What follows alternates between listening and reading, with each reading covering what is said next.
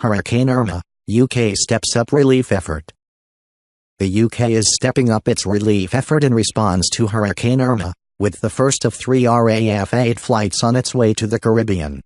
Troops from a Royal Navy ship have also begun delivering emergency aid to British Overseas Territory islands hit by the disaster. Houses have been reduced to rubble in the British Virgin Islands, where a state of emergency has been declared. The UK government has been accused of responding too slowly to the storm. The British Virgin Islands Governor, Gus Jaspert, has asked the UK for help amid reports of widespread devastation, with casualties and fatalities reported. Mr. Jaspert has warned that another storm, Hurricane Jose, could reach the islands at the weekend. Sharon Flax-Brutus, Director of Tourism for the British Virgin Islands, BVI, said the damage was difficult to assess because communications were down, but that many homes are without roofs, or have been diminished to merely foundations. Simon Cross, who moved to the BVI 2 years ago, said the first warning he had of the hurricane hitting his building was when a skylight was blown off the roof. The wind was scary enough for us to all end up huddling in an adjoining bathroom which had a small window protected by metal shutters. The wind was like nothing I've ever known in my life. It was crazy. Briton Emily Kilhorey, who lives on Tortola in the BVI with her husband Michael and their 2 children, aged 9 and 10, told the BBC her family bunkered down in a closet when the storm hit. Our downstairs doors suddenly blew out, which was terrifying. We just stayed hiding, she said. We eventually emerged at about 7 p.m. to see total devastation. Everybody is shocked, but trying to be practical. Sir Richard Branson, who was at his private retreat of Necker Island in the BVI, said his island and the whole area had been completely and utterly devastated. In a blog, Sir Richard said his team were safe and well after taking shelter in his concrete wine cellar, but added, "I've never seen anything like this hurricane. We are still assessing the damage, but whole houses and trees have disappeared." Irma passed over the British Overseas Territories of Anguilla, Montserrat and the British Virgin Islands on Wednesday night, and went on to batter another, the Turks and Caicos Islands further north, on Thursday evening. The UK has almost tripled the relief fund for British Overseas Territories to £32 million, amid criticism of its response. Prime Minister Theresa May has been chairing a meeting of the government's Emergency Response Cobra Committee. Speaking ahead of the meeting, she said there would be 2 phases of the UK's relief operation: the immediate response, and longer-term reconstruction. She said the hurricane had been absolutely devastating. "We want to do everything we can and will do everything we can to support people, but also to help them rebuild. British Overseas Territories are self-governing but rely on the UK for protection from natural disasters."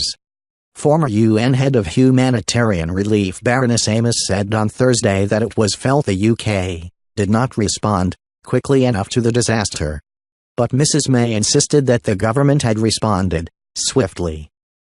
What has happened in British territories? Anguilla, hit by the full blast of the hurricane on Wednesday. At least 1 death reported. British Virgin Islands, reports of casualties and fatalities and extensive damage. Expected to require extensive humanitarian assistance.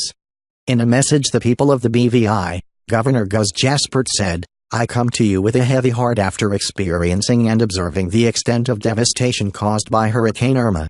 Communications are difficult. Montserrat, swiped by Irma but suffered less serious damage. Turks and Caicos, battered by the hurricane on Thursday night, with roofs ripped off, streets flooded, utility poles snapped and a widespread blackout on the main island of Grand Turk." What is the UK doing? Humanitarian workers with 200 shelter kits and the Royal Navy ship, RFA Mountainspay, were sent to the area before the hurricane struck. The military vessel arrived in Anguilla on Thursday and delivered 6 tons of emergency aid, with personnel there clearing roads and helping to restore power.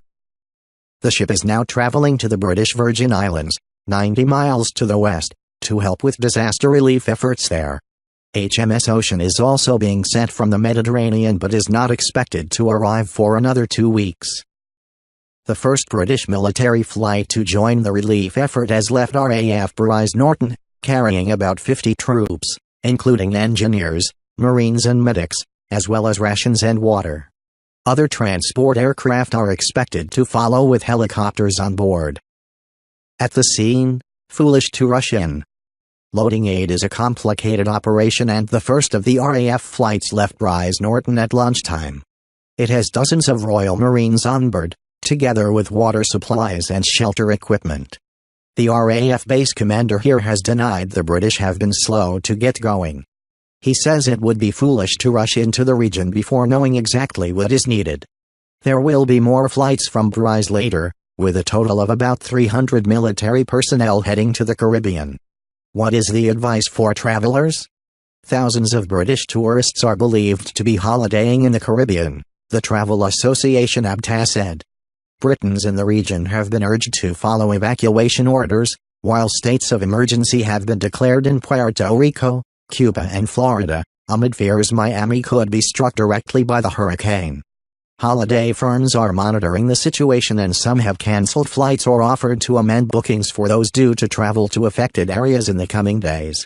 The cruise company Carnival has cancelled 4 cruises bound for the Caribbean that were due to depart over the next few days, and warned that others may be cut short.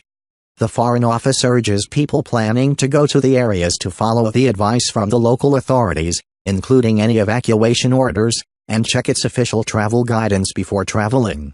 It has set up a hotline for people affected by the disaster and for people whose loved ones may be affected on 020-700-80000.